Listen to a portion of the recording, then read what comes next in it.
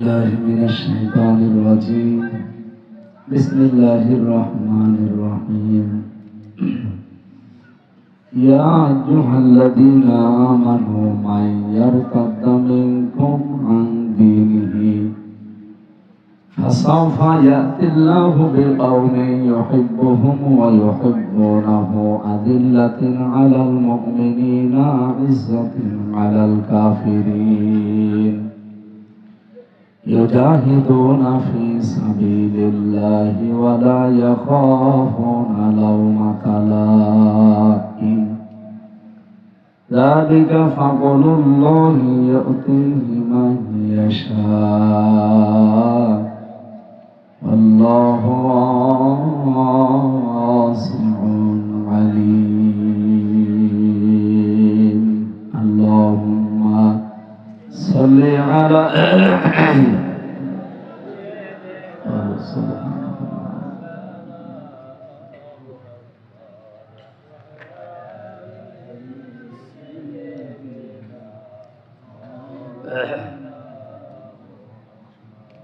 আলহামদুলিল্লাহ।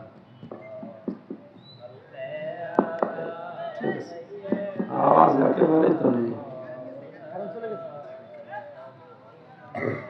وعلى آل سيدنا مولانا محمد আলহামদুলিল্লাহ। কাঠগড়া উত্তরপাড়া বাইতুল ফালা জামে মসজিদের উদ্যোগে তাফসীরুল কোরআন মাহফিলের সম্মানিত সভাপতি জনাব হাজী মোহাম্মদ তমিজউদ্দিন সরকার, মাহফিলের প্রধান অতিথি ইঞ্জিনিয়ার বেলায়েত হোসেন রিপন, চেয়ারম্যান পণ্ডিত গ্রুপ, বিশেষ অতিথি অনেকগুলো মানুষের নাম দিয়েছেন। একবারে দোয়া করছি ওয়ারাফা'না লাকা যিকরা, আল্লাহ এদের মর্যাদা সম্মান যেন আরো বাড়িয়ে দেন, বলেন আমিন। মঞ্চে বসা সম্মানিত ওলামায়ে কেরাম, সামনে বসা মুসলমান ভাইরা, পর্দার আড়ালের সম্মানিত মা এবং বোনেরা, প্রাণপ্রিয় ঢাকাবাসী, আল্লাহর দরবার শুকরিয়া জানাচ্ছি যিনি আমাদের মানুষ বানিয়েছে। লাকাদ কাররামনা বানি আদম, আমি মানুষকে সম্মান দিয়েছি। দক্ষ জনবলের সত্য 54টা বছর আমরা স্বাধীন হয়েছি, মানুষ হিসাবে এখনো সেই সম্মান এদেশে তৈরি করতে পারি। সবচেয়ে বেশি মানুষের সম্মান নষ্ট হয় এই দেশে। সুতরাং আগামী থেকে মানুষের সম্মান নিয়ে কেউ যেন সিনেমিনি খেলতে না পারে, এই রাস্তা বন্ধ করা লাগবে। এই কথা বলে না কেন?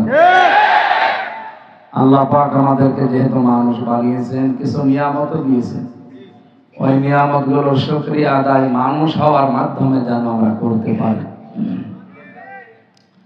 গতকাল একজন মুসলমান হয়ে গেল, মানে আমি জিজ্ঞাসা করেছিলাম যে আপনি বাপ দাদার ধর্ম ত্যাগ করে এই নতুন ধর্ম ইসলামে আসলেন, আপনার মায়া লাগছে না?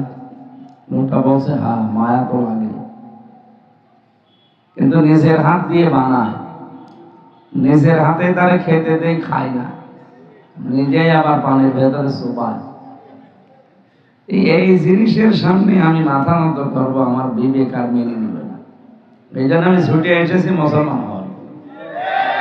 যদিও আমার কাছে খারাপ লাগছে যে বাপ দাদা ধর্ম আমি ছেড়ে দেব, বলেন তো আল্লাহ আমাদেরকে মানুষ বানিয়েছেন এক, 2 নম্বরে পাঠিয়েছেন মুসলমানের ঘরে। কার ঘরে? মুসলিমদের ঘরে না পাঠিয়ে যদি অন্য কারো ঘরে পাঠাতে, প্রায় 4,500 ধর্মের মানুষ এখন দুনিয়ায় বাস করে। কত? 4,500। তার ভেতরে একটা ইসলাম। অন্য ধর্মে যদি আমরা আসতাম, সব ত্যাগ করে নিজের মা বাবা, সম্পদ, নিজের জাতি গোত্র, ভাই ভাগ্য সব বাদ দিয়ে নতুন একটা ধর্মে দীক্ষিত হওয়া, এটা যে কত কঠিন যারা হয় তারা টের পায়। সুতরাং আল্লাহ যেহেতু আমাদেরকে মানুষও বানিয়েছে, আর ইসলামও আমাদের গ্রহণ করা লাগে না নতুন করে, আমরা ইসলাম গ্রহণ করা অবস্থায় আছি।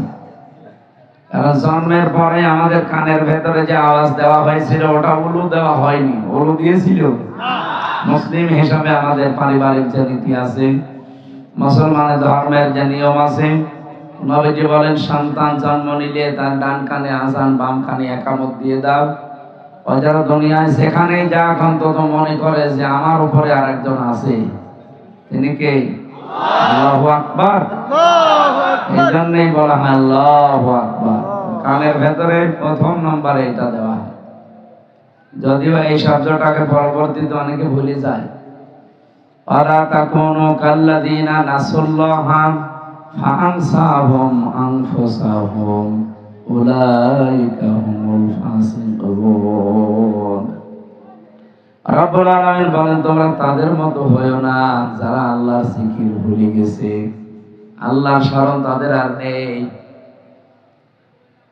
পক্ষান্তরে আল্লাহ পাক তাদেরকে নিজেদের উপরে আত্মভোলা বানিয়ে দিয়েছে, আর এরাই পাপা চায়।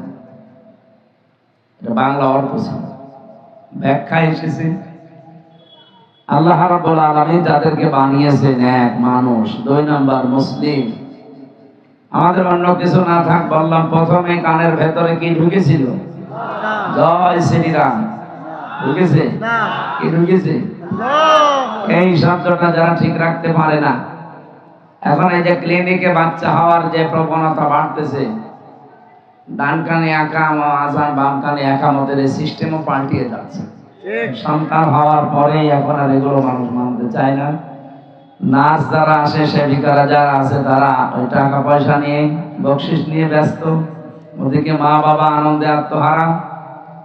দাদা দাদি যারা আছে, তারা যেটা আযান দেবে ওটাই আর মনে থাকে না।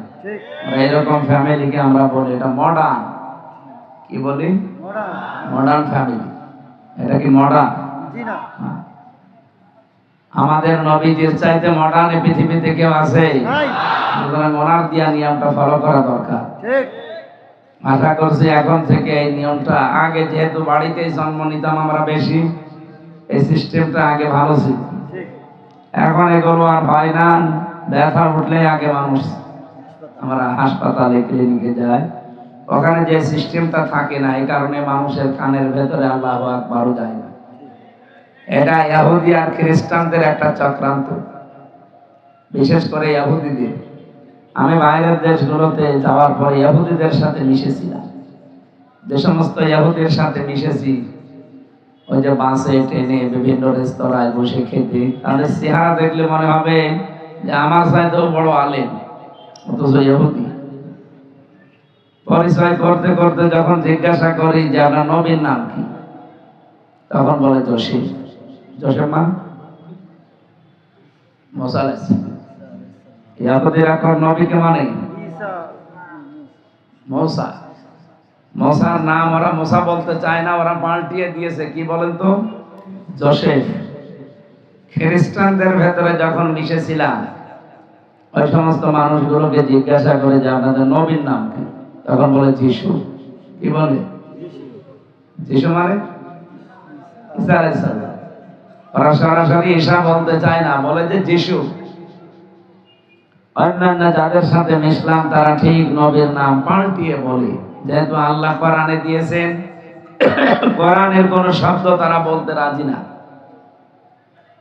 এই ইহুদি, খ্রিস্টান, বৌদ্ধ বলেন, মুশরিক বলেন, আরো যারা জাতি আছে, ওই সমস্ত জাতিদের কাছে তাদের ধর্মগুরু, আমরা যাদেরকে নবী বলি, এই সমস্ত কথাগুলো জিজ্ঞাসা করলে নাম বলে, কিন্তু পাল্টিয়ে বলে। এই যে নাম পরিবর্তন করার হিড়িক, এটা সর্বপ্রথম তৈরি করেছে কালচারটা ইহুদিরা। কারা? ইহুদি। সবাই বলেন ইহুদিরা। বাংলাদেশে আমরা এইটা পরিবর্তনের হিড়িক পেয়েছিলাম, যেখানে সেখানে নাম পাল্টিয়ে দেয়। ঠিক। এই এই জন্য দেশের জনগণ 32 নম্বরের নামও পাল্টিয়ে দেয়। নাম এখন আর আছে যে খুঁজেও পাবেন না যে 32 কোথায়, 34 বানিয়ে ফেলেছে। এই জন্য আমরা নাম পরিবর্তনের হিড়িক যারা বানিয়েছেন, এটা ইহুদিদের, খ্রিস্টানদের স্বভাব। ঠিক। আপনি কি ইহুদি খ্রিস্টান নাকি? আগামী থেকে নাম পরিবর্তনের এই কালচার বাদ দেওয়া লাগবে। ঠিক। এমনকি অনেকের নামেরও পরিবর্তন করে ফেলে মানুষ। আব্দুল কুদ্দুস এই লোকটার নাম বলে কুদ্দুস। আরে শয়তান, কুদ্দুস কার নাম? আরো জোরে বলেন। আল্লাহর নাম কুদ্দুস, এই শব্দের অর্থ হচ্ছে পবিত্র। আপনি সেই পবিত্র নামকেই বাঁকা করে ডাকেন। আজকে তেলাওয়াতকৃত আয়াতে এমন কিছু কথা আছে, আমরা তাফসীর আকারে বলতে গেলে এরকম কিছু আসবে ইনশাআল্লাহ। আমি যে কথা বলতে চাই, আল্লাহ যেহেতু আমাদেরকে মানুষ এবং মুসলিম বানিয়ে কানের ভেতরে সর্বপ্রথম আল্লাহু আকবার শব্দটা শুনিয়েছেন, এরপরও যদি কেউ আল্লাহকে ভুলে যায়, আল্লাহ কিন্তু তাকে আত্মভোলা বানিয়ে দেবে। এই কথা বলছেন আমার? লা ইয়াস্তাবি আসহাবুন নারি ওয়া আসহাবুল জান্নাহ, আসহাবুল জান্নাতি হুমুল ফাইজুন। আল্লাহ পাক বলেন, যারা জান্নাতে যাবে, যারা জাহান্নামে যাবে, কখনো তারা এক না। হে নবী, যারা জান্নাত পাবে আমি আল্লাহ বলছি, এরাই শুধু সফল কাম। বলে সুবহানাল্লাহ। এটা আবার শুকরিয়া আদায় করছি যে মালিক আমাদেরকে মানুষ এবং মুসলমানের ঘরে পাঠিয়েছেন। বলেন আলহামদুলিল্লাহ। সামনে একটা রহমত, বরকত, মাগফিরাতে বিশাল দামি মাস অপেক্ষা করছে ছায়া ফেলার জন্য। কি বলেন তো? রমজান। রমজান আসছে, চলে যাচ্ছে। এই যে পুলিশের বয়স হয়তো 40 বছর হবে, এই 40 বছর বয়সে যদি 15 বছর থেকে রোজা রাখা আরম্ভ করে, 25 বছর অলরেডি রোজা রেখে ফেলেছে। কথা বলে না কেন? রমজান আসে একটা বিশাল বার্তা নিয়ে। রমজান মানে পুড়িয়ে ফেলা। রমজান মানে কি? পুড়িয়ে ফেলা। রমজান মানে শেষ করে দেওয়া, জ্বালিয়ে দেওয়া। উনি সেই 15 বছর থেকে 40 বছর 25 বছর একাধারে রোজা রাখে, কোনদিন রোজা বাদ দিয়েছে বলে আমার মনে হয় না। দিয়েছে না? দেয়নি। আর রমজান এসেছে যেহেতু জ্বালিয়ে দেওয়ার জন্য, পুড়িয়ে দেওয়ার জন্য। ওনারও কয়েকটা বাচ্চা আছে, আমারও কয়েকটা বাচ্চা আছে। এই বাচ্চাগুলো ডাক্তারের কাছে নিয়ে গেলে ডাক্তার আগে ওজন দেয়। কথা বুঝতেছেন? ওজন দিয়ে দেখে যে 2 বছর বয়স, ওজন 10 কেজি। এখন 3 বছর বয়সে ফের নিয়ে গেলাম ডাক্তারের কাছে, উনি ওজন দিয়ে দেখে 10 কেজি। 4 বছর বয়সে নিয়ে গেছি, ওজন দিয়ে দেখে 10 কেজি। বলেন তো এই বাচ্চাটা সুস্থ না অসুস্থ? জয়ের পুলিশ সাহেব সেই 15 বছর থেকে রোজা আরম্ভ করেছে। রোজা যে শিক্ষাগুলো দিতে চেয়েছে, 25 বছর একাধারে রোজা রাখার পরে কোনো পরিবর্তন নেই। ওই যা ছিল 15 বছর বয়সে, এই 40 বছরে তাই আছে। উনি সুস্থ না অসুস্থ? বলেন বলেন। এই অসুস্থকে সুস্থ করার জন্য আল্লাহ ঔষধ দিয়েছেন। রব্বুল আলামিন বলেন, শাহরু রমাদান আল্লাযী উনজিলা ফীহিল কুরআন হুদাল লিন-নাসি ওয়া বায়্যিনাতিন মিনাল হুদা ওয়াল ফুরকান। আল্লাহ বলেন, এই সেই মাস রমজান, যে মাসে আমি কোরআন নাযিল করেছি। এদিকে তাকান, কথা বন্ধ করেন। একটা জিনিসের দাম বাড়ে আর একটা জিনিসের কারণে। স্ত্রীর দাম যদি দুনিয়ায় কেউ বাড়াতে চায়, তাহলে তার স্বামীর দাম বাড়াতে হবে। স্বামী ছাড়া স্ত্রীর দাম বাড়ে না। কি বুঝলেন আপনি? আন্দাজে ঠিক বললেন। বাংলাদেশে বহু স্বামী আছে, স্ত্রীরা গুরুত্বই দেয় না, অথচ স্ত্রীর দাম কি? তার 1 নম্বরে হাসিনা। কি দামি মহিলা না? স্বামীর গুরুত্ব দিয়েছে জীবনে? ছেলে মেয়েগুলো মনে হয় কোনো কায়দায় হয়ে পড়েছে। কথা বলে না কেন?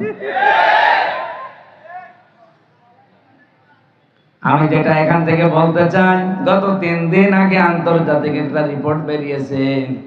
তাম পৃথিবীর 257টা রাষ্ট্র, এর ভেতরে 10 জন মানুষের তালিকা দিয়েছে তাম দুনিয়ার। এই 10 জন তাম দুনিয়ার সবচাইতে নিকৃষ্ট মানুষ, তার 1 নম্বরে হাসিনা। দুই নম্বরে বাশার আল আসাদ, তিন নম্বরে নেতানিয়াহু। আমি তো এটা বানালাম না, এই রিপোর্ট যারা বানিয়েছে তারা খ্রিস্টান। তাম দুনিয়া তারা গবেষণা করছে যে নিকৃষ্ট মানুষ, মানুষ তাকে দেখতে পারে না, ঘৃণা করে। জীবিত মানুষদের তালিকা এরকম কারা কারা আছে দেখি, যে প্রথম নামটাই পেলাম আমাদের আল্লাহর ওলির নাম। আমি যে কথা বলতে চাই, উনি নিজেকে দামি মনে করছেন, অথচ দাম বাড়বে একজন স্ত্রীর কার কারণে? এটা কেন বলছি জানেন? এই কোরআনে কারিমে আমার আল্লাহ যত মহিলার নাম দিয়েছেন, একটা মহিলারও স্বামী আপনি পাবেন না। কিন্তু যে মহিলার নাম দেয়নি আল্লাহ পাক, ওই মহিলার দেখবেন স্বামী দুনিয়াতে দিয়েছেন। মরিয়ম আলাইহিস সালামের নাম কোরআনে নেই, বলেন বলেন, কিন্তু তার স্বামী আছে নেই। স্বামী এত দামি সম্পদ, স্বামী আছে জন্য আল্লাহর নাম কোরআনে দেয়নি। যেমন ফেরাউনের স্ত্রী আসিয়া, কোরআনে যেখানে আল্লাহ আসিয়া সম্পর্কে আয়াত দিয়েছেন সেখানে আসিয়া এই শব্দ দেননি। শব্দটা আলিফ দিয়ে আসিয়া মানে বাধ্যগত, আর আসিয়া আইন সোয়া দিয়া আসিয়া মানে অবাধ্য। হামজার আইন পার্থক্য এতটুকু। ফেরাউনের স্ত্রীর নাম আসিয়া না আসিয়া, কি বললাম? আলিফ সেনিয়া, বাধ্যগত। হযরতে আসিয়ার নাম কোরআনে আপনি পাবেন না।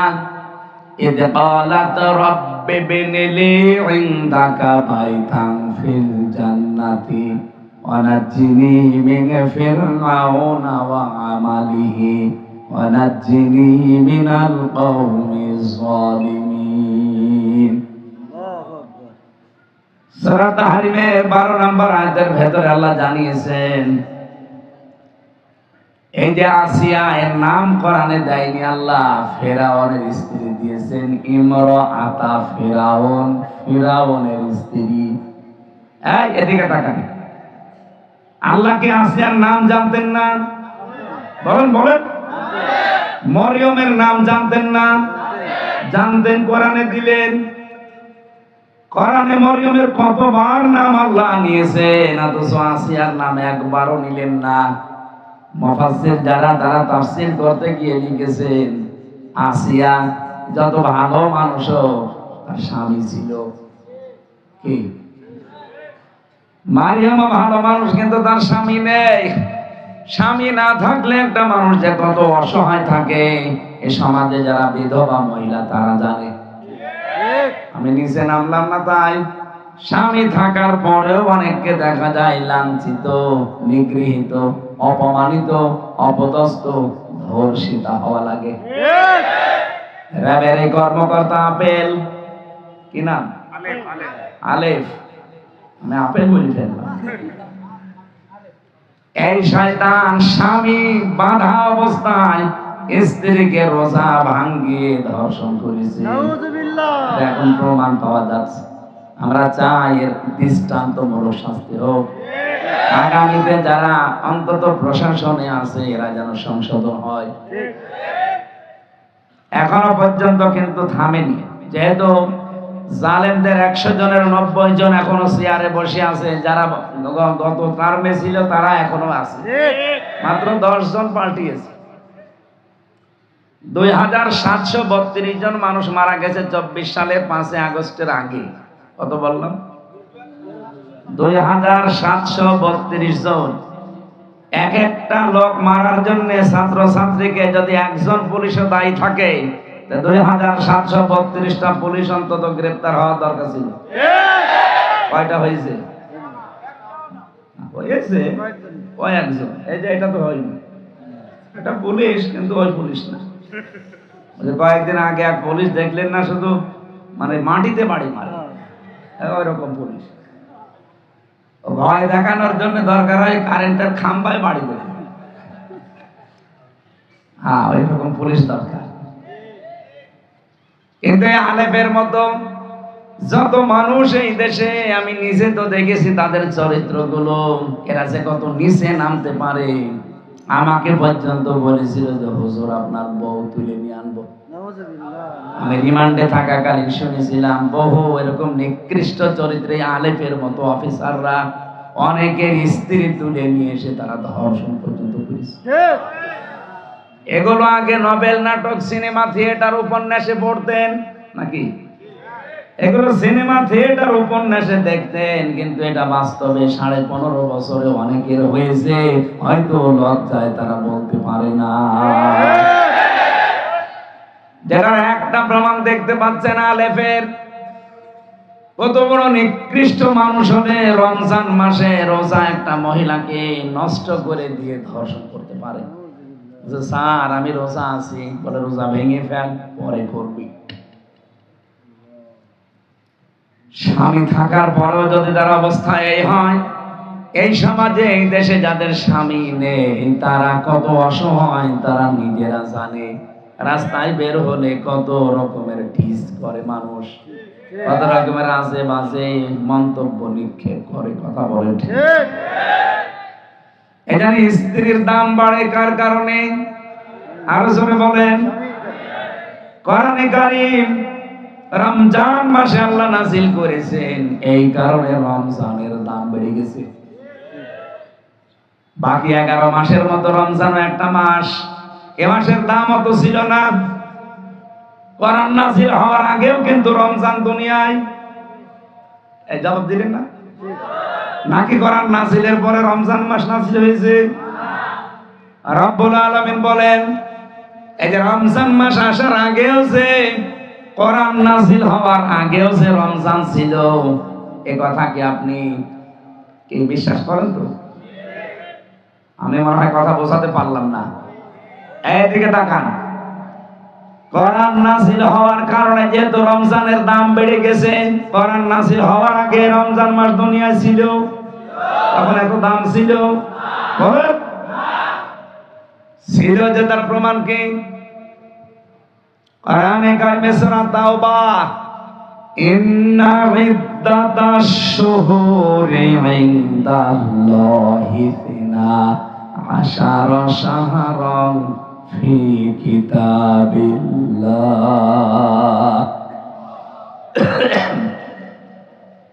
রব্বুল আলামিন বলেন, আসমান আর জমিন যেদিন আমি তৈরি করি, ওই দিনই 12টা মাসের নাম আমার কিতাবের ভেতরে আমি আল্লাহ লিপিবদ্ধ করে রেখেছিলাম।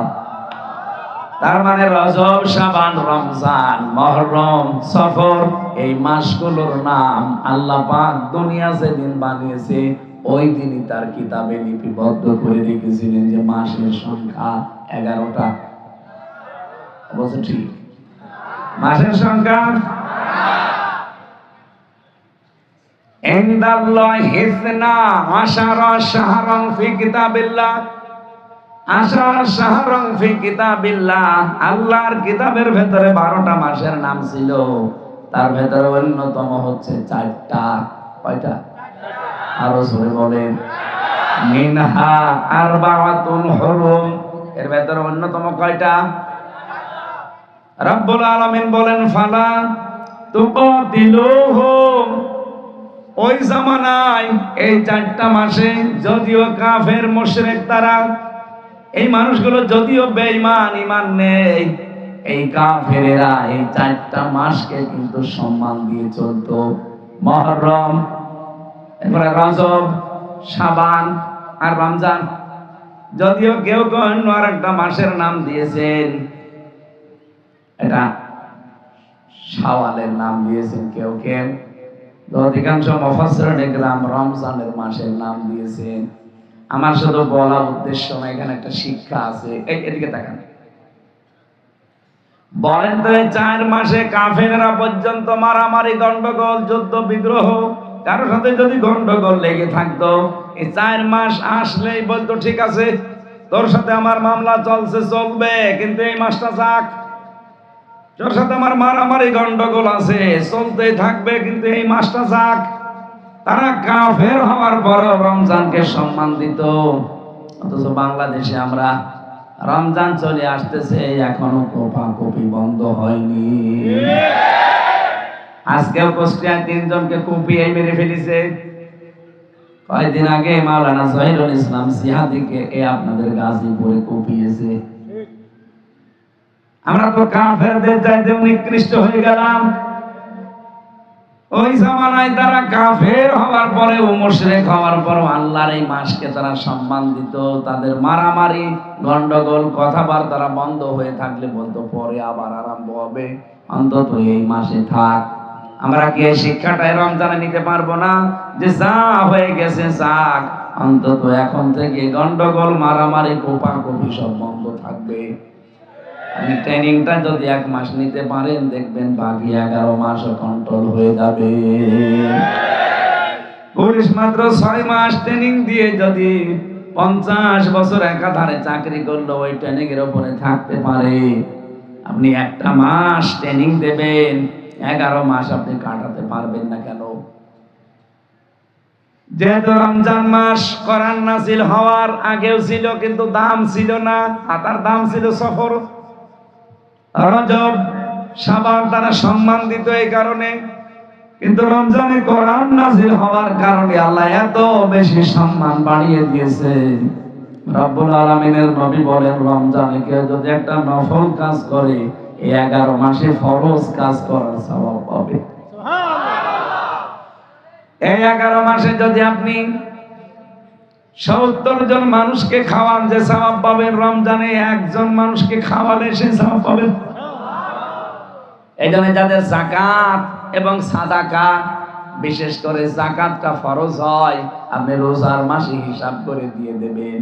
একদিকে যাকাত দেওয়ার সওয়াব, আর একদিকে 70 গুণ আল্লাহ বৃদ্ধি করে দেবেন। দেওয়ায় যখন লাগছে, দুনিয়ার জীবনে অন্তত আমার নেকির পাল্লাটা আমি ভারী করে নেই। এই কথা বলেন না? আমি আবার বলছি, রমজানের দাম বাড়ার পেছনে কারণ কিন্তু আমির হামজা না। কি কে? কোরআন। বলেন বলেন।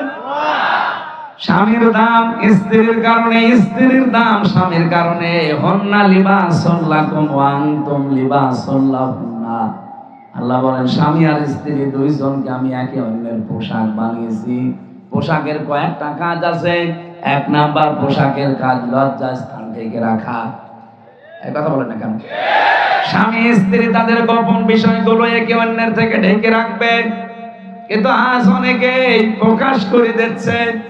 স্বামী স্ত্রীর কথাগুলো পর্যন্ত ইন্টারনেটে, ইউটিউবে, ফেসবুকে দিয়ে নিজেকে বাহাদুর মনে করে। এটা ইতর। আরে ভাই, আপনার স্ত্রী আপনার জন্য পোশাক, আপনি আপনার স্ত্রীর জন্য পোশাক। পোশাকের কাজ হচ্ছে ঢেকে রাখা। আপনি কোনো কিছু যদি পান, ঢেকে রাখবেন। রিমান্ডে আমারে পিটিয়েছিল এমন ভাবে, শরীরের এই পোশাক আমি খুলতে পারি না। এমন কিছু জায়গায় মোটা হয়ে আছে যেগুলো পোশাক খুললে সমস্যা, কারণ পোশাক আমার ওইগুলো ঢেকে রেখেছে। এই যে এখানে একটা আছে, এত জোরে দিয়েছিল, এখনো কমে নাই। এক জায়গায় 22টা দিয়েছিল বাড়ি, ফুলে একেবারে হাত ডোমের মতো হয়েছে। পরবর্তী দৌসাদ খেয়ে সেরেছে, কিন্তু এটা সারেনি। এখন পুরো শরীরে আরো জায়গা যেগুলো দেখা যায় না, এমন জায়গায় মার দিয়েছে। ওই জায়গা তো দেখানো যাবে না। ওরা বলতো এমন জায়গায় মারবি যেন মানুষকে বলতেও না পারে। এখন ওই জায়গাগুলো যেহেতু পোশাক দিয়ে ঢেকে রাখা আছে, এই জন্য কেউ টের পায় না। স্বামী স্ত্রী 2 জন পরিবারে বসবাস করবে, অন্যের ভেতরে কোনো দোষ যদি থাকে, এই পোশাকের মতো ঢেকে রাখবে, বাইরের লোক যেন টের না পায়। এরকম পরিবার বাংলাদেশে তো ভরি ভরি। জেনারেল গুলোতে আরো তো উল্টা পাল্টা। এমনকি অনেক আলেম, অনেক ইমামের পরিবারও এখন সব ওপেন হয়ে যাচ্ছে। পোশাকের 2 নাম্বার কাজ হচ্ছে, পোশাক পরলে সম্মান বেড়ে যায়। এই যে আজকে যে পোশাকটা পরে আছি, এটা বাদ দিয়ে যদি ফকিরের কোন পোশাক পরে আমি এখানে আসতাম, হয়তো চেহারা দেখে আমার উঠতে দিত, কিন্তু চেহারা মুখ বাঁধা থাকলে আমার উঠতে পাত্তেও দিত না, বলতো ফকির। এটা ঢাকা আশুলিয়া না। আমি আসার সময় আজকে হেলিকপ্টার থেকে নেমে যখন গাড়ি নিয়ে আসছিলাম, ওই যে দিয়া বাড়ি, মিরপুর না ওটা, উত্তরা, ওই জায়গাটা পার হওয়ার সময় ড্রাইভার আমারে বলছে, হুজুর যে এই সেই জায়গা যেখানে ব্যারিস্টার আরমানকে ওরা চোখ বেঁধে ফেলে রেখেছিল। 8 বছর ওরা আয়না ঘরে রেখে এদেশটা স্বাধীন যেদিন হয়েছে ওই দিন রাতে তারা এখানে রাত 3টার দিকে ফিরে গিয়েছিল। জায়গাটা দেখলাম, অনেকক্ষণ দাঁড়িয়েছিলাম। আমি যেটা বলতে চাচ্ছি এখান থেকে, ওই অবস্থায় মানে কিন্তু ছেঁড়া গামছা দিয়ে ওনার চোখ বাঁধা ছিল, গায়ে একটা ছেঁড়া গেঞ্জি ছিল, লুঙ্গি তাও তালি মারা ছেঁড়া, কারণ 8টা বছর উনি আয়না ঘরে পড়েছিল। এই অবস্থায় তার এই মাইক্রো থেকে লাথি দিয়ে ফেলে দিয়েছিল। ওখান থেকে কষ্ট করে এক ইমাম সাহেবের কাছে গিয়ে মসজিদে যেহেতু আজান হচ্ছিল, এগুলো সব কয়েকদিন আগে উনি টক শোতে বলছিলেন আর অসৎ ভাবে কাঁদছিলেন। আমি মাত্র 10 দিন মাটির নিচে ছিলাম, তাই আমি পাগল হয়ে গেছি। আর উনি 8 বছর ছিল, তাও তো আমি মিনিটাই ছিলাম আর উনি বিগটাই ছিল। যে অসুস্থ স্বাভাবিক হয় না শরীর, এই কারণে, কারণ 3টা বছরে জালেমরা এমন কোন টর্চার নেই, সে মানসিক বলেন আর শারীরিক বলেন আমার উপরে করে নাই, প্রত্যেকের উপরে, আমি একা না। এই জন্য জেল থেকে বের হলে দেখবেন অনেকে অসুস্থ থাকে, কারণ ওখানে খাবার দাবারের ভেতরে একটা জিনিস দিয়ে দেয়। ইমাম সাহেবকে বলছে, চিন্তা করছে দেশ স্বাধীন হয়েছে তো আমি জানি না। ইমাম সাহেবকে গিয়ে বলছে, এখানে আশপাশে কোন জায়গায় হাসপাতাল আছে, আমার একটু নিয়ে যান। ইমাম সাহেব ওনাকে চিনতে পারে নাই, কারণ ব্যারিস্টার আরমানের 8 বছর আগে যে চেহারা, ওটা রাজপুত্রের মতো, আর এখন যে চেহারা হয়েছে ফকিরের মতো। আর তারপরও ছেঁড়া গেঞ্জি, ছেঁড়া গামছা, ছেঁড়া লুঙ্গি গায়ে, শীতের সময় থর থর করে কাঁপছে। ইমাম সাহেব দয়ালু ছিল, নিয়ে গেছে পাশের এক হাসপাতালে। হাসপাতালে নিয়ে যাওয়ার পরে ওখানে যিনি দায়িত্বে আছে রিসিপশনে, চিন্তা করেছে যদি পরিচয় দেই, না জানি আওয়ামী লীগের সময় এখন যদি থাকে, আবার কোন পানি কোন দিকে গড়ায়, উনি তো জানে না যে দেশ স্বাধীন হয়ে গেছে। বলেন তো কোন অবস্থায় ছিল দেশটা স্বাধীন হয়েছে, তারপরও সে জানে না। মাটির নিচে শয়তানরা এমন ভাবে সুড়ঙ্গ করে ঘর বানিয়েছে, বাংলাদেশ ধ্বংস হয়ে যেতে পারে, টেরও পাবেন না। আয়না ঘরের ভেতরে আপনারা এখন যে চেয়ার দেখতে পাচ্ছেন, ওটা কারেন্টের শর্ট দেওয়া চেয়ার, ওটা দিলে এভাবে দোলে। আর আমার যেখানে নিয়ে গিয়েছিলাম, আমি দেখেছিলাম ওখানে যদি কাউকে বসায় ওটা ঘোরে। হাতের সাথে পায়ের সাথে ক্লিপ লাগিয়ে, গলার সাথে একটা বেড লাগিয়ে দেয়, চোখ কালো কাপড় দিয়ে বেঁধে দেয়। একবার শুধু সুইচ টিপ দিলে 1 মিনিটে 120 বার ঘুরবে। 1 মিনিটে যদি 120 বার হয়, সেকেন্ডে কয়বার? বলেন বলেন। আপনি মনে হবে 1 মিনিট পরে 8-9টা দুনিয়া দেখতে পাচ্ছি। আসতেছে, একদিন যদি থাকতে টের পেতে। বাপের হোটেলে খাচ্ছ তো কিছু টের পাচ্ছ না। একটা মেশিন নিয়ে এসেছিল, আমার আগে যাকে নিয়ে গেল দেখলাম চিৎকার করে কাঁদতেছে। ওখানে যে অফিসার আছে, জিজ্ঞাসা করলাম কি বছর নখ তোলা হচ্ছে। এই যে এরকম একটা মেশিন সাইজ করা আছে, হাতের সাথে আর পায়ের সাথে, ওরা আস্তে করে বসিয়ে শুধু টিপ দেবে, একবারে নখগুলো খুলে চলে আসবে। আর জানেন নখ খুলে গেলেই কিন্তু রক্ত বের হয় ফিনকি দিয়ে। আপনি নখ খুলে দেখেন, যে ফিনকি দিয়ে রক্ত বের হবে ওর উপরে লবণ ছিটিয়ে দেয়। আমার এখন বলতে ভয় লাগে, অথচ এগুলো সব আমি ফেস করে এসেছি। ব্যারিস্টার আরমান ভাই বলছিল যে আমি চিন্তা করলাম যে রিসিপশনে লোকটাকে যদি বলি যে আমি ব্যারিস্টার আরমান মীর কাশেম আলীর ছেলে, না জানি আবার কোন আয়না ঘরে নিয়ে যায়। যাই বলেছি ভাই আমি একটু চিকিৎসা নিতে চাই, আমার চেহারা আর পোশাক আশাক দেখে বলছে দূর হন। দাঁড়িয়ে দিয়েছে দূরে এক রাস্তায় এসে থরথর করে কাঁপছিলাম। সকাল 10টা বাজার পরে দেখলাম গাড়িতে করে অফিসার ঢুকছে, জানলাম কারণ এই হাসপাতালটা আমার বাবার বানানো ছিল। উনি এমডি ওখানকার যিনি দায়িত্বে আছেন উনি ঢুকতেছে, ওনার কাছে গিয়ে বললাম একটু কথা বলতে চাই। আমার চেহারার পোশাক দেখে লোকটা তাড়াতাড়ি করে মোবাইল লুকাচ্ছে, মনে হচ্ছে মোবাইল চিন্তা করে নেবে। কিছুক্ষণ পরে বললাম যে স্যার আমাকে চিনতে পারেননি, আমি ব্যারিস্টার আরমান মীর কাশেম আলীর সন্তান। আজ 8 বছর আয়না করেছিলাম, রাত 3টার সময় ওরা আমাকে লাথি দিয়ে গাড়ি থেকে ফেলে দিয়েছে। যেহেতু আমার চোখে ছানি পড়ে গিয়েছিল খাবারের অভাবে, এই জন্য আমি ভালোভাবে কাউকে চিনতেও পারছিলাম না। ওই লোকটাকে অনেক দিন আগে আমার বাবা নিজে নিয়োগ দিয়েছিল, সেই লোকটা এখন অফিসার। কিন্তু আমার চেহারাটা এত পরিবর্তন হয়ে গেছে যে আমার বাবার নিয়োগ দেওয়া কর্মচারী আমার চিনি না।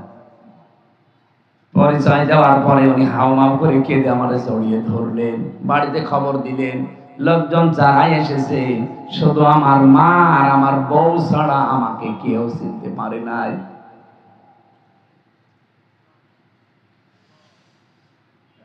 ঢাকাবাসী কি বলতে চাই আপনি হয়তো বুঝে ফেলেছেন। এই পোশাক আশাক যদি সত্যি আমার এখানে না থাকতো, আর আমার মুখটা যদি শুধু পরিবর্তন হয়ে যেত, এখানে না এই গেটেও আমার উঠতে দিতেন না, বলতেন পরে আসেন। গতকালকে আমি নোয়াখালীর কোম্পানিগঞ্জ ওখান থেকে শেষ করে গিয়েছি কুষ্টিয়া ভার্সিটিতে। এই যাবার সময় ফজরের নামাজ পড়ছিলাম কুমিল্লার কোনো এক জায়গায়, না এটা ভাঙ্গার এক মসজিদে নামাজ পড়ার পর মসজিদে ঢোকার পরে যে 3 জন মুসল্লি, 3 জন এরকম মুরব্বী, ওরা তো আর ইন্টারনেট ঘটে না যে আমার চিনবে। দাঁড়িয়ে আছি অনেকক্ষণ, চিন্তা করছে ইমাম সাহেব আজকে আর আসে নাই। আমারে বলছে বাবাজি নামাজ পড়িয়ে দেন।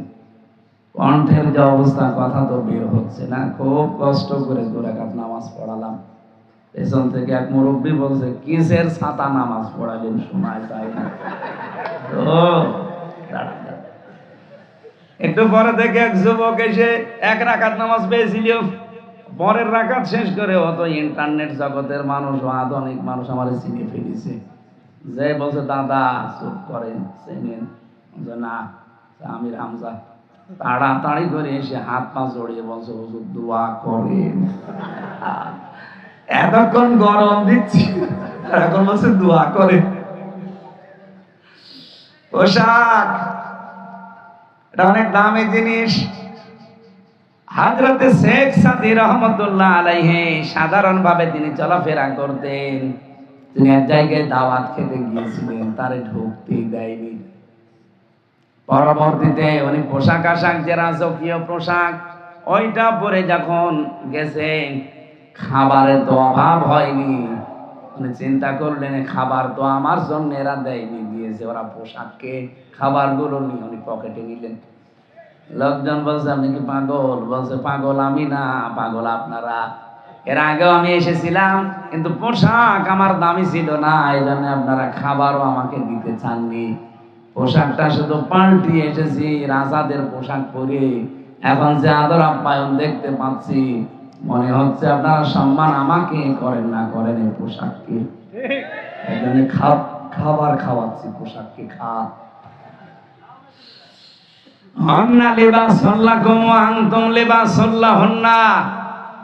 আল্লাহ বলেন পুরুষ হচ্ছে নারীর পোশাক, স্ত্রী হচ্ছে স্বামীর পোশাক। মা বোন যারা এসেছেন সাবধান, আপনি কিন্তু স্বামীর পোশাক পরলে মানুষের সম্মান যেমন বেড়ে যায়, স্বামী স্ত্রী এমন ভাবে দুনিয়াতে চলাফেরা করবে একে অন্যের কাছে যেন তাদের শ্রদ্ধাবোধ এবং সম্মান থাকে। তো স্বামীর সম্মান দেওয়া দূরের কথা, কত মানুষ তুই তুকারি করে, ওই এই কথা বলে না কেন? এগুলো তো শহরে আরো বেশি। স্বামীর নাম ধরে পর্যন্ত ডাকে, সোহাগ, ও সোহাগ, মনে হচ্ছে ছোট ছেলে। না, স্বামীর নাম ধরে আপনার ডাকা যায় হারাম না, জায়েজ আছে, কিন্তু সম্মানের সাথে ডাকা লাগবে। তাকে আমার আল্লাহ আপনার অভিভাবক বানিয়েছে। আর রিজালু কাওয়ামুনা আলান নিসা, পৃথিবীর ময়দানে আমি নারীকে বানিয়েছি আজ্ঞাবহ, আর পুরুষকে বানিয়েছি অভিভাবক, গাইডলাইন দাতা, নেতা। এই কথা বলেন না কেন? আয়াত দ্বারা প্রমাণ হয় যারা নেতৃত্বে আসবে এই মানুষগুলো পুরুষ হওয়া লাগবে। মহিলাদের নেতৃত্ব দেওয়া জায়েজ নেই। এই কথা বলেন না কেন? আর আবি হুরায়রা রাদিয়াল্লাহু তাআলা আনহু قال قال النبي صلى الله عليه وسلم لا يفلح قوم।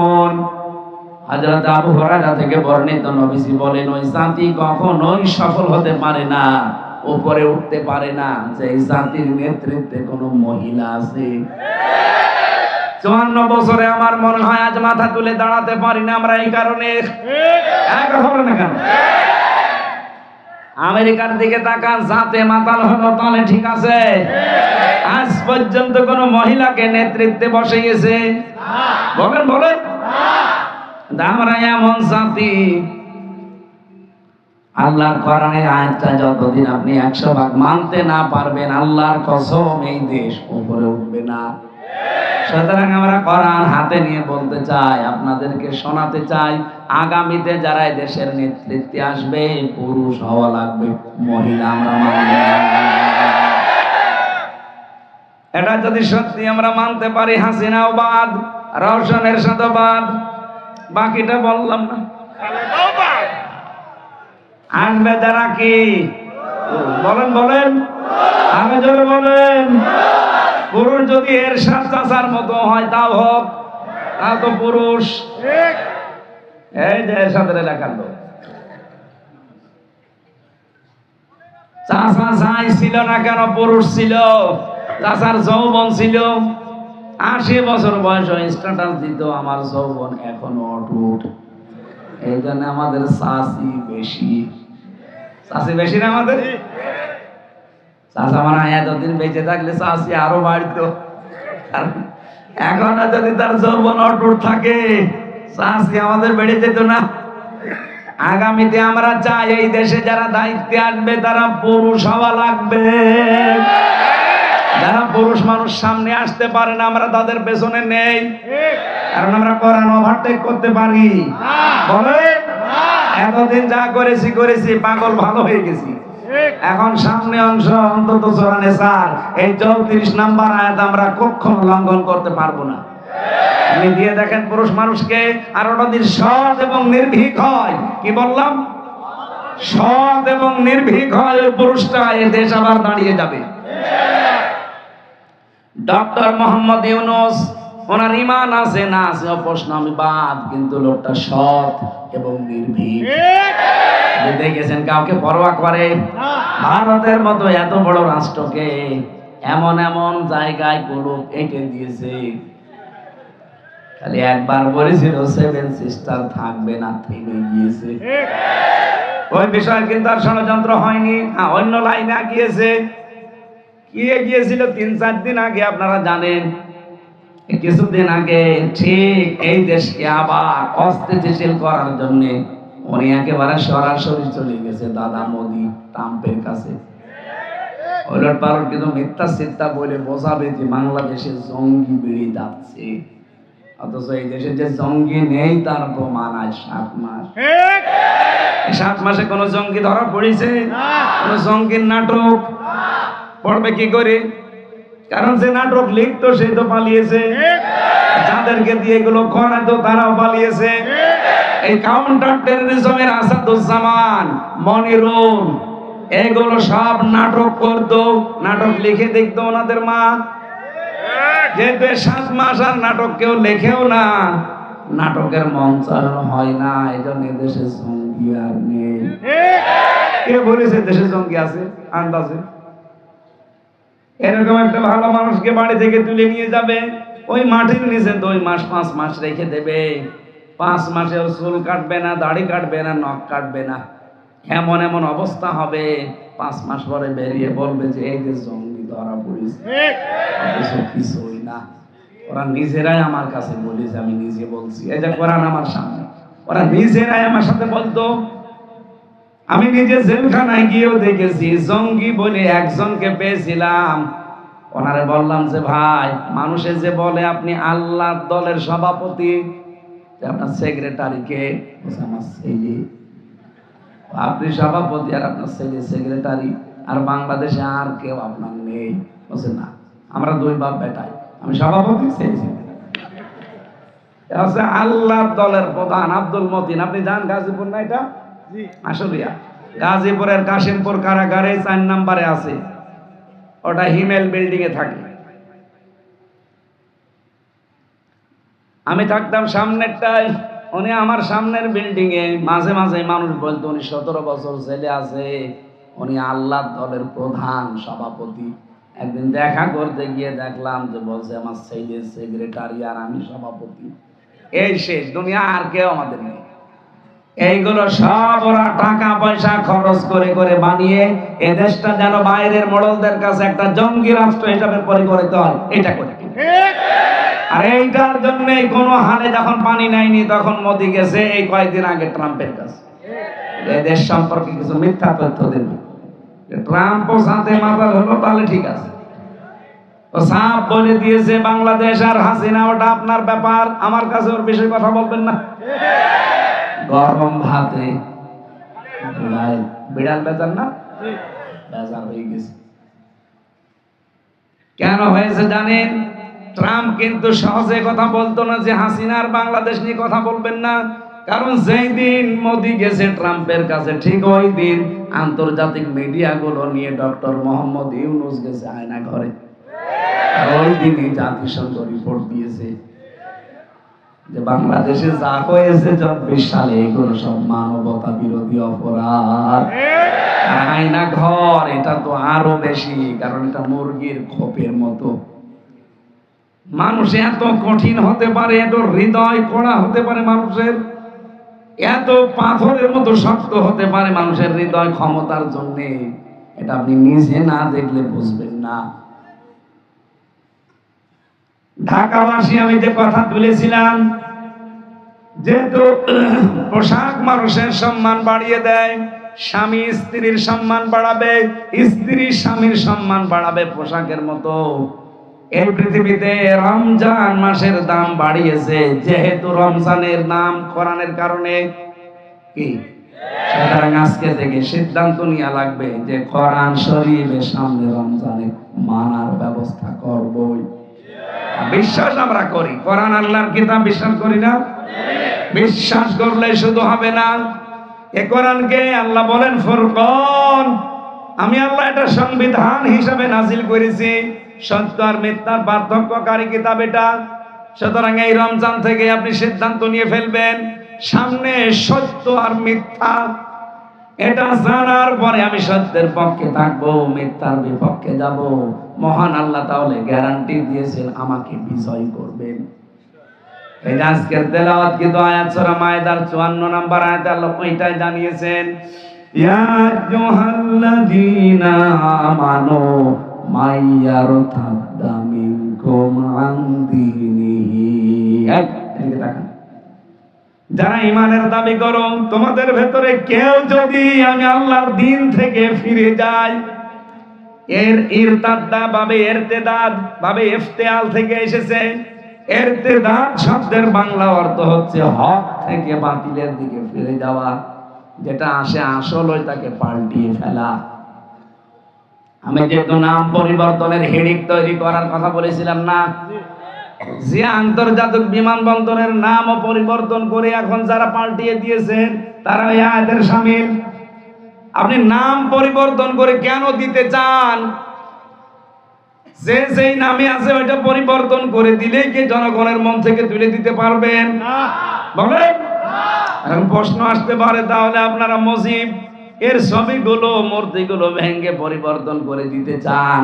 মসজিদের মূর্তি ভেঙে পরিবর্তন করা না, আমরা চাই আল্লাহর বিধান কায়েম করতে। এটা তো আল্লাহর বিধানের পুরোপুরি বিরুদ্ধে। আল্লাহ বলেন অজেতানিবুজ জুর, তোমরা মিথ্যা সাক্ষী এবং মূর্তি পূজা থেকে বেশি থাকবা। অথচ কালচারই তৈরি করে দিয়েছিলেন, সব জায়গায় বাবার মূর্তি, নাম দিতেন ভাস্কর্য। কিসের ভাস্কর্য? সূরা সাবার ভেতরে আছে ভাস্কর্য আর মূর্তি জিনিস একই, কারণ এক এক দেশে এক এক নামে ডাকা হয়। শয়তান কোন দিন এসে আপনাকে বলবে না হামজা এই যে মূর্তি পূজা কর, বলবে না। কিন্তু মূর্তি পূজা করলে যে গুনাহ হয়, এমন গুনাহ আপনাকে দিয়ে করাবে। এক কথা বলে না কেন? আমি যেটা এই আয়াত থেকে পেয়েছি, আজ এই বাংলাদেশে যারা আল্লাহর দিন থেকে ফিরে চলে যেতে চাচ্ছেন, আগস্টের 5 তারিখের পরে আমরা দেখতে পাচ্ছি অনেকেই আল্লাহর দিন থেকে মুখ ফিরিয়ে নিচ্ছে। আগে কিন্তু বিভিন্ন কায়দায় আল্লাহর নাম বলতো, আল্লাহকে ডাকতো, কিন্তু এখন আস্তে আস্তে মুখ ফিরিয়ে নিচ্ছে। এখানে দুইটা কারণ হতে পারে। এক নম্বরে ও মনে করছে যে আমি যদি মুখ ফিরিয়ে নেই, আমার সাথে দেখা দেখি আমার দলের লোক মুখ ফিরিয়ে নেবে, তাহলে এই দেশে আর ইসলাম কায়েম হবে না। আরে ভাই, ইসলাম কায়েমের দায়িত্ব কি হামজার? বলে, আর ইসলামের মালিক কি হামজা? না। এটা প্রথম অর্থ। তারা এই মনে করতে পারে যে আমরা যদি ফিরে যাই দিন থেকে, আল্লাহর বিধান থেকে মুখ ফিরিয়ে নেই, তাহলে এই দেশে আর আল্লাহর বিধান কায়েম হবে না। দুই নম্বরে এই দেশকে স্থিতিশীল থেকে অস্থিতিশীল করার জন্য দাদা বাবুদের একটা চক্রান্ত অলরেডি শুরু হয়েছে। এই জন্য রাখাল রাহাকে দিয়ে আল্লাহর নবীকে একটা গালি দিয়েছে। এটা নিয়ে যেন আমরা বিশৃঙ্খলা করি, বাংলাদেশকে যেন অশান্ত তৈরি করে ফেলি, ডক্টর ইউনূস যেন কন্ট্রোলের বাইরে চলে যায়, তখন ঠিক আপাত চট করে এসে বলবে আমি ছিলাম, আমি আছি। চক্রান্ত দুইটাই হতে পারে, একটাতেও পা দেওয়া যাবে না। হ্যাঁ, আমরা চাই প্রতিবাদ, যেভাবে প্রতিবাদ করা দরকার ওইভাবে আইন হাতে তুলে না নিয়ে, যিনি আমার রাসূলকে গালি দিয়েছে উনি মানবতার শত্রু। কারণ আমার রাসূল ছিলেন মানবতার বন্ধু। মানবতার বলেন, যারা রাসূলুল্লাহকে গালি দেয়, রাসূল যা দিয়েছেন আপনি ঋণী হয়ে আছেন, তার ঋণ শোধ করার কোনো কায়দা কৌশল কোনো কাজ নেই আপনার। শুধু তাকে গালি দিয়ে ছোট করতে চান। আপনার উদ্দেশ্য শুধু ছোট করা না, এই দেশকে মুসলমানদেরকে উস্কিয়ে দিচ্ছেন যেন বিশৃঙ্খলা তৈরি হয়ে যায়। আজকে একজন ধরা পড়েছে, মোটর সাইকেলে যারা হেলমেট নিয়ে আসে না তাদেরকে ধরে কোপ দেয়। এত বড় একটা শুন, পুলিশ ধরেছে। যারা তারে কোপ দেয় না, দেখে ওই লোকটা প্রথমে থামায়, জিজ্ঞাসা করে নাম কি। যদি মুসলমানের নাম বলে ছেড়ে দেয়, হিন্দুর নাম বললে কোপ দেয়। এটা সূক্ষ্ম একটা ষড়যন্ত্র কিছু আবার আরম্ভ হয়েছে। হাসিনা বসে নেই, ও যাওয়ার পরে শুরু করেছে। প্রায় 27টা বিশৃঙ্খলা তৈরি করার চেষ্টা করেছিল এই 7 মাসে, একটাও ধোপে টেকে নাই, হালে পানি নেয়নি। এখন আবার এটা আরম্ভ করেছে। যারা এগুলো করছে এদের কিন্তু জাতি চেনে এবং জেনে ফেলেছে। কারো উস্কানিতে পা দেবেন না ভাই। হ্যাঁ, প্রতিবাদ জানান, যেভাবে প্রতিবাদ জানানো দরকার। আমরা সর্বোচ্চ ফাঁসি চাই তা যারা রাসূলুল্লাহকে গালি দিলে, রাখাল রাহার, এই কথা বলে না কেন? এবং আইনও যেন পাশ করা হয় খুব তাড়াতাড়ি। বাংলাদেশে আল্লাহ এবং রাসূল এবং আলেম ওলামাদেরকে নিয়ে যারা কটূক্তি করবে তাদের ফাঁসি দেওয়া লাগবে। তাদের ফাঁসি আপনারা চান না? বিশেষ করে রাসূলুল্লাহর ব্যাপারে কোনো ছাড় নেই। এজন্য আমরা চাই এই লোকটাকে ফাঁসি দিয়ে দৃষ্টান্ত স্থাপন করেন। মানুষের ভেতরে যে জ্বালা, এই জ্বালাটা যেন একটু মেটে, নাইতে কখন আবার কে মেটে দেবে, তখন আবার সমস্যা করবেন যে এই দেশে এই যে মাথা ছাড়া দিচ্ছে উগ্রবাদীরা। আমরা শান্ত এবং ধৈর্যের পরীক্ষা দিচ্ছি। আপনি আল্লাহর দিন থেকে ফেরানোর জন্য দেখেন আজ বাংলাদেশে কত পীর। এই সমস্ত পীরগুলো ভণ্ডের নাম নিয়ে তারা মানুষদেরকে আল্লাহর বিধান থেকে দূরে সরানোর জন্য পায়তারা করছে। কি আপনি দেখেন সুন্নির নাম নিয়ে, কিসের সুন্নি? এরা আহলে বেদাত। ইসলামের ভেতরে নতুন নতুন বেদাত আবিষ্কার করে মানুষদেরকে আল্লাহর আসল দিন থেকে নকল দিনের দিকে নিয়ে যায়। আল্লাহ বলেন যারা দিন থেকে এভাবে চলে যায়, ফিরে যায়, কি হবে জানো? ফাসাউফা ইয়াতিল্লাহ, অতি শীঘ্রই আমি আল্লাহ, অতি শীঘ্রই আমি আল্লাহ। বলেন অতি শীঘ্রই আমি এটা বানাচ্ছি। সূরা মায়েদার 54 নম্বর আয়াত, অতি শীঘ্রই আমি আল্লাহ বিকওমিন, এমন একটা দল তোমাদের উপর, এমন একটা জাতি আমি এনে দেব, ইউহিব্বুহুম ওয়া ইউহিব্বুনাহু, যাদেরকে আমি আল্লাহ নিজে ভালোবাসি এবং তারাও আমাকে ভালোবাসে। সুতরাং বাংলাদেশে যে আরম্ভ হয়েছে ধর্মীয় কায়দায় এবং রাজনৈতিক কায়দায় দিন থেকে ফিরে যাওয়ার হিড়িক তৈরি হয়েছে অনেকের। কি কথা বলছেন আমার? নাম ধরা লাগবে। অনেকে ফিরে যাচ্ছে, মনে হচ্ছে যে দেশের দিন মনে হয় আর কায়েম হবে না। আপনি ফিরে গেলে আপনার মতো লক্ষ লক্ষ হারুন রেডি হয়ে আছে। কথা বলেন। আপনার বহু পাপিয়া ফিরে গেলে আপনার মতো বহু পাপি রেডি হয়ে আছে।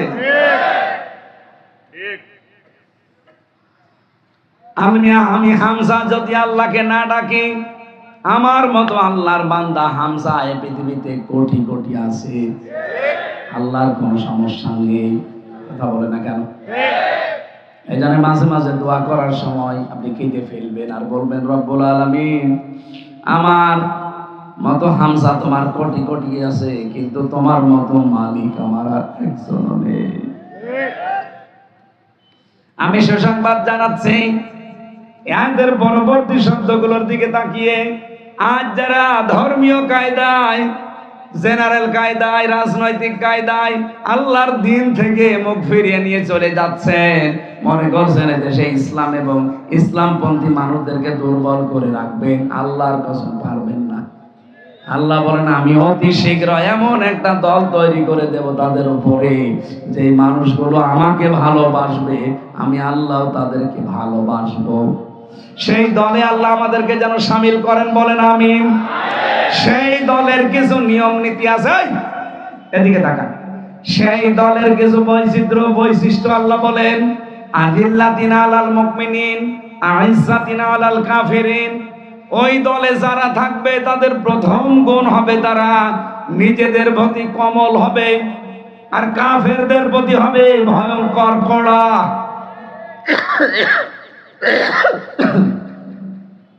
বাংলাদেশে প্রায় 72টার উপরে এখন দল আছে। কয়টা? আপনি শুধু একটা দলকে দেখতে পাবেন যারা নিজেদের প্রতি রহমদিল আর কাফেরদের প্রতি ভয়ঙ্কর। এখনো যদি না বোঝার ভান করে থাকেন, এদিকে আসেন। আপনি কি কোরআনের আয়াতের সাথে বাংলাদেশ মিলান? আজ কারা এই দেশে নিজেদের ভেতরে রহমদিল? কোথায় বাড়ি চট্টগ্রাম, কোথায় বাড়ি ঢাকা, কিন্তু দিনের কারণে একে অন্যের সাথে, নিজের আপন ভাইয়ের সাথে সম্পর্ক বেশি, কিন্তু নিজের আপন ভাই দিন থেকে ফিরে গেছে, ওকে জানের শত্রু মনে করে। আলাল কাফিরিন, কাফেরদের প্রতি তারা কড়া, কঠিন। আমার তো মনে হয় এটা বাংলাদেশে অনেকের সাথে মিলে যাচ্ছে। আল্লাহ যেন ওই দলের ভেতরে আমাদেরকে শামিল করেন। আমিন। ইউজাহিদুনা ফি সাবিলিল্লাহ, তারা জিহাদ করবে আল্লাহর জন্য, সংগ্রাম চালাবে। এখাফুনা লাওমাতা লাইম, কিন্তু কোন তিরস্কারকারীর তিরস্কার তারা ধার ধারবে না। আজ বাংলাদেশে যারা একামতে দিনের দায়িত্ব পালন করে, আপনি তাকান তাদের দিকে, কত তিরস্কার তাদের নামে, কত বদনাম তাদের নামে, কিছু মনেই করে না, সব পেছনে ফেলে এগিয়ে চলে যাচ্ছে। কোন দোষ দেবেন তাদেরকে? যত দোষ দিয়েছেন একটাও ধোপে টেকে নাই, সামনে টিকবেও না। গতকালকে যে দিবসটা গেল, এই দিবসে আপনি ইতিহাসগুলো পড়ে দেখেন, ভাষা সৈনিক হিসাবে যে কয়েকজনের নাম আমি পেয়েছি ইতিহাস পড়ে, গোলাম আজমের নাম পেয়েছি, তাকে স্বীকৃতি দেওয়া হয় না, উল্টা পাল্টা নাম দিয়ে তারে ছোট করা হয়। আপনি কি করেছেন ভাষার জন্য? সেই লোকটার জীবনের দিকে তাকান, ইতিহাসের দিকে তাকান। আপনার তো কোনো অবদান নেই, আন্দাজে খালি ফুল দিতে যান। ফুল না দিয়ে ওই ভাষা শহীদদের জন্য যদি মন থেকে দোয়া করতেন, কারণ ভাষা এটা একটা নিদর্শন। এটা সূরা রুমের ভেতরে আছে, আমিন আয়াতিহি খালকুস সামাওয়াতি ওয়াল আরদ ইখতিলাফু আলসিনাতিকুম ওয়া আলওয়ানিকুম। আল্লাহ পাক বলেন এই পৃথিবীতে আসমান জমিন এটা আমার নিদর্শন। আরো নিদর্শন হচ্ছে তোমাদের ভেতরে যে ভাষা ভাষা কথা বলো, এই ভাষাগুলো আল্লাহর নিদর্শন। আর তোমাদের আকৃতি প্রকৃতি বর্ণনা বর্ণ বৈচিত্র্য এটাও আল্লাহর নিদর্শন। বাংলাদেশে যদি আফ্রিকার মানুষগুলো এসে বাস করে, আমার মনে হয় অনেকে তার চেহারা থেকে খাওয়া দাওয়া বন্ধ করে দেবে। এই কথা বলে না কেন? আমি মাঝে মাঝে হজে যাই, উমরাতে যাই, দেখে আফ্রিকার মানুষগুলোর সাথে তাওয়াফ করার সময় দেখা হয় মানুষ এত কালো হতে পারে, হাড়ির তলা তো কি কালো, তার চাইতে কালো। বলেন তো এরকম একটা মানুষের পরে চেহারা যা বর্ণনা, ঠোঁট ঝুঁকে যায়, আর চেহারা তো সেই রকম কালো, চুলগুলো একটু ঢাকায় থাকে মেয়েদের, পুরুষ মানুষের তো ঢাকা নেই, কোকড়ানো কোকড়ানো চুল। চেহারা দেখলে আমার মনে হয় আল্লাহ ওর বউ থাকে কি করি। এই হচ্ছে চেহারা। আল্লাহ বলেন চেহারাটা আমি আল্লাহর একটা নিদর্শন। এক এক জায়গার জন্য এক এক রকম চেহারা আমি তৈরি করে দিয়েছি। আপনি চীন দেশে যাবেন, আমাদের দেশের মতো না, ও দেশের মানুষের সব নাক বোসা আর বাটা বাটা। কথা বলেন এই যে তাহলে আলসিনাতিকুম লেসানের বহুবচন আলসেনা, লাউনের বহুবচন আলওয়ান। আল্লাহ বলেন আমি বর্ণ রং ভাষা এগুলো আমার সৃষ্টি। সুতরাং পাকিস্তান ওই সময় আমাদের ভাষা, মাতৃভাষা মায়ের ভাষা কেড়ে নিয়েছিল, একটা জুলুম করেছিল। এই জুলুমের বিরুদ্ধে, এই বৈষম্যের বিরুদ্ধে যারা প্রতিবাদ জানিয়ে জীবন দিয়েছে তারা শহীদ। এক কথা বলেন না কেন?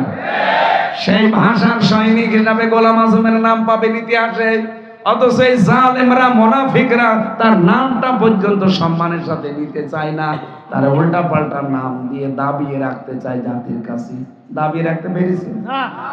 যেই নামে গালি দিতে ওই নামটাই জম হয়ে দাঁড়িয়েছে রাজাকার। এক কথা বলেন না? সে কি করেছে আমি ওইটা জানি না, কিন্তু ভাষার সৈনিক হিসাবে তার যে অবদান আপনি এটা অস্বীকার করলে সত্যকে অস্বীকার করা হবে। সুতরাং এই যে 21শে ফেব্রুয়ারি এ দিবস পালন না করে আমার মনে হয় শহীদদের জন্য সারা বাংলাদেশে তাহাজ্জুদের নামাজ পড়ে সবাই একযোগে দোয়া করা দরকার, যে আমাদের আল্লাহর নিদর্শন মাতৃভাষা আমাদের জন্য এনে দিয়েছে। ওরা যদি জীবন ওই সময় না দিত, এখনো পর্যন্ত বৈষম্যের শিকার হয়ে আপনাকে কথা বলা লাগতো রাষ্ট্রীয় ভাষায়, কি না উর্দু। আমি যে কথাটা এখানে নিয়ে এসেছিলাম, দিনের কাজ করতে গিয়ে আল্লাহর কোন নিদর্শন সামনে রাখতে গিয়ে, ভাষাটা কার নিদর্শন? আল্লাহর নিদর্শন সামনে রাখতে গিয়ে, আল্লাহর আইনের পক্ষে কাজ করতে গিয়ে কোন তিরস্কারকারী তিরস্কার তারা কানে নেয় না। যালিকা ফাদলুল্লাহ, আল্লাহ বলেন এটা আল্লাহর অনুগ্রহ। ইউতিহি মাইয়াশা, যাকে তাকে আল্লাহ দেয় না, যাকে ভালোবাসে তাকে দেয়। সুতরাং আমরা যারা মুখ ফিরিয়ে নিচ্ছি বিভিন্ন দিনের নাম নিয়ে, বিভিন্ন পীরের নাম নিয়ে, বিভিন্ন রাজনৈতিক দলের নাম নিয়ে, আল্লাহর কোনো ক্ষতি করতে পারবেন না অতি শীঘ্র। এই জন্য ফাসাফা দিয়েছে, সিন সাফা কদ লাম এরকম 13টা শব্দ আছে। কোন সেন্টেন্সের আগে আসলে অর্থ হয় অতি তাড়াতাড়ি। আল্লাহ বলেন আমি অতি তাড়াতাড়ি এমন একটা দল সাথী তোমাদের উপরে এনে দেব যারা আমাকে ভালোবাসবে, আমি নিজেও তাদেরকে ভালোবাসবো। সেই রকম দলে আমরা শামিল হতে চাই না। তাদের তো গুণাগুণ আপনি শুনলেন, এই কয়টা গুণ তাদের হবে। কাতাবাল্লাহু লা আগলিবান্না আনা ওয়া রাসূলি, আল্লাহ পাক বলেন অবশ্যই আমি আল্লাহ এবং আমার রাসূল মাস্ট বি সর্বশেষে বিজয়ী হব। সুতরাং এদেশের বিজয় অপেক্ষা করছে আল্লাহর দ্বীনের জন্য। এটা আমরা চোখের সামনে দেখতে চাই না। এই বিষয় নিয়ে আমি একটা বই অলরেডি লিখেছি। সামনে বিজয় পাবে কারা? এই লাইট মারে কি? ওখানে আমার গাড়ি থাকতে পারে, ওই যে লাইট মারছে গাড়ি থাকতে পারে, ওখানে গাড়ি থেকে যাবার সময় শিক্ষিত মানুষেরা বইটা নিয়ে যাবেন, কাজে লাগবে।